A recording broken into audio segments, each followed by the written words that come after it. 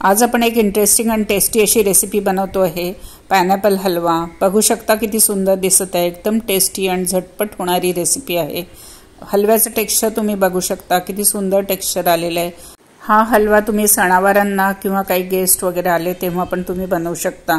एकदम टेस्टी आणि झटपट होणारी रेसिपी आहे।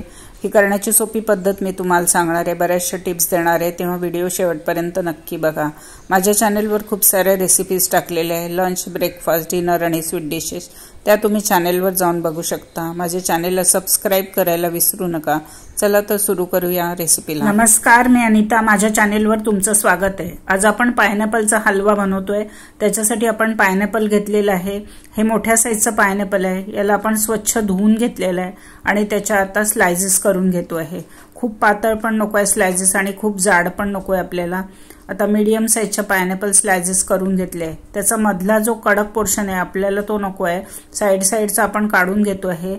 सेंटरचा पोर्शन आहे तो साइडला ठेवून देतो आहे आणि जे तुकडे करून घेतले आहे त्याचे अजून बारीक बारीक तुकडे करून घेतो आहे आपण। बघू शकता कशा प्रकारे तुकडे करत आहे आपण। आणि अजून दुसरी स्लाइस घेऊन ह्याच प्रमाणे आपण सेंटरचा पोर्शन काढून घेऊन साइडचा पोर्शन आहे तो कट करून त्याचे बारीक बारीक तुकडे करून घेतले। सगळं पायनॅपल आपण असं कट करून घेतलेलं आहे। त्यातलं थोडंसं पायनॅपल आपण गार्निशिंगला बाजूला काढून ठेवलेलं आहे आणि बाकीचं पायनॅपल आहे ते मिक्सरच्या भांड्यात आपण टाकून घेतोय आणि त्याचं जाडसर असं वाटून घेतोय आपण। काही सेकंद फिरवायचं, थांबायचं, काही सेकंद फिरवायचं, असं करून आपण अशी जाडसर असं वाटून घेतोय। एकदम फाईन पेस्ट आपल्याला नको आहे, एकदम मध्ये मध्ये जाड जाड तुकडे आहेत त्याचे, अशाच प्रकारचे आपल्याला हवं आहे। इथे तुम्ही चॉपरनी पण बारीक चॉप करून घेऊ शकता, त्याचाही हलवा खूप छान होतो। आता ह्याला एवढं वाटायला मला 1 मिनिट पण लागलेला नाहीये। आपलं पायनॅपल आता वाटून तयार झालेलं आहे। आता आपण 3 ब्रेडच्या स्लाइसेस घेतलेले आहे आणि याचे आपण साइड आहेत कडकवाले, तो पोर्शन आपण कट करून घेतो आहे। सगळ्या साइडनी आपण कट करून घेतोय व्यवस्थित आणि जो सेंटरचा पोर्शन आहे त्याचे बारीक बारीक तुकडे करून घेतोय त्या ब्रेडच्या स्लाइसेसचे आणि मिक्सरच्या भांड्यामध्ये आपण सगळे टाकून घेतो आहे। आता सगळे तुकडे करून घेतलेले आहे आपण, त्याचा आपण बारीक करून ब्रेड क्रम करून घेणार आहे आणि हे जे काठे आहेत त्यालाही आपण नंतर फिरवून ते फ्रीजमध्ये स्टोअर करून दुसऱ्या रेसिपीसाठी वापरू शकतो। आता आपला ब्रेड क्रम तयार झालेला आहे। बघू शकता किती सुंदर पांढरा स्वच्छ ब्रेड क्रम आपला तयार झालेला आहे। गॅसवर आपण एक कढई ठेवलेली आहे आणि त्याच्यामध्ये आपण 1 टेबलस्पून तूप टाकून घेतो आहे। आता आपलं तूप हळूहळू विरघळायला लागलेलं आहे, तूप थोडं गरम झालेलं आहे। आता त्याच्यामध्ये आपण जे ब्रेड क्रम करून घेतलेला आहे तो सगळा टाकून घेतो आहे आणि गॅसची फ्लेम आपण कमी ठेवलेली आहे। कमी गॅसवर आपण व्यवस्थित त्याला परतवून घेतो आहे, सतत परतवत राहायचं। बघू शकता तुपावर किती छान परतवला जातो आहे। साधारण 2 मिनिटं आपण त्याला कमी गॅसवर परतवून घेतलाय। स्लाइट गोल्डन कलर आलेला आहे।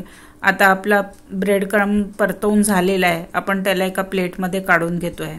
आता गॅसवर एक कढई ठेवलेली आहे, त्याच्यामध्ये 1 टेबलस्पून आपण तूप टाकून घेतलंय। तूप आपलं हळूहळू विरघळायला लागलेलं आहे। त्याच्यामध्ये आपण जे मिक्सरमधनं जाडसर फिरवून घेतलेलं पायनॅपल आहे, ज्याच्यात मध्ये मध्ये तुकडे आहेत पायनॅपलचे, असं पायनॅपल आपण सगळं टाकून घेतलेलं आहे। आता गॅसची फ्लेम आपण मीडियम ठेवलेली आहे आणि 4 ते 5 मिनिटं आपण पायनॅपल मीडियम गॅसवर व्यवस्थित परतवून घेतो आहे। सतत परतवत राहायचं, नाही तर खाली लागू शकतं। आता 4 मिनिटं झालेले आहे। पायनॅपल आता बऱ्यापैकी शिजलेलं आहे। बघू शकता किती कमी झालेलं आहे ते। आता ह्या स्टेजवर आपण त्याच्यामध्ये अर्धा कप साखर टाकतो आहे। साखर आपण व्यवस्थित मिक्स करून घेतोय पायनॅपलमध्ये। गॅसची फ्लेम आपण मीडियम ठेवलेली आहे आणि पायनॅपल किती आंबट आहे त्याप्रमाणे साखरेचं प्रमाण कमी जास्त तुम्ही करू शकता।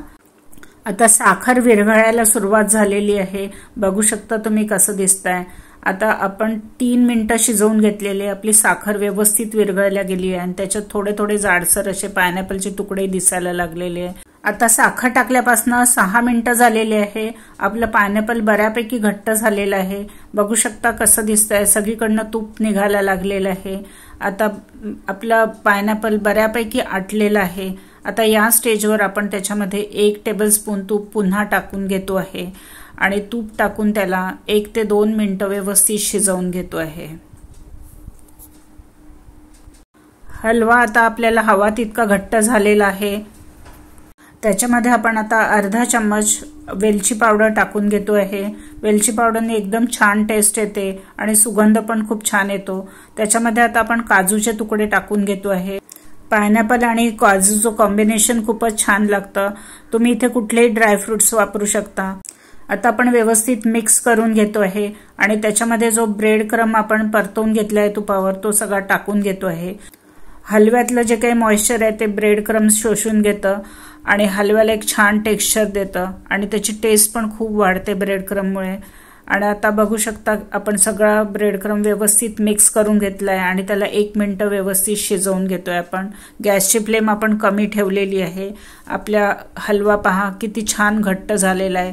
सगळं पाणी ब्रेड क्रमने शोषून घेतलेलं आहे आणि आता आपण गॅसची फ्लेम बंद करतो आहे। आपला पायनॅपलचा हलवा तयार झालेला आहे। 10-15 मिनिटांमध्ये पायनॅपलचा हलवा तयार होतो। त्याचं टेक्स्चर बघा किती सुंदर आलेलं आहे आणि आता आपण याचं प्लेटिंग करून घेतो आहे। आता हलवा आपण एका प्लेटमध्ये काढून घेतलाय। त्याच्यामध्ये आपण पायनॅपलचे तुकडे सगळे टाकून घेतो आहे।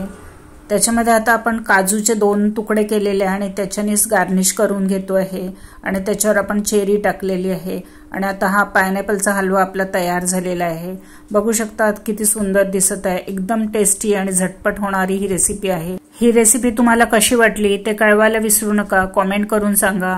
माझ्या चॅनेलला सबस्क्राइब करा, बेल आयकॉन दाबा, लाईक करा आणि जास्तीत जास्त शेअर करा। पुन्हा भेटूया नवीन रेसिपी सोबत, इंटरेस्टिंग रेसिपी सोबत। धन्यवाद।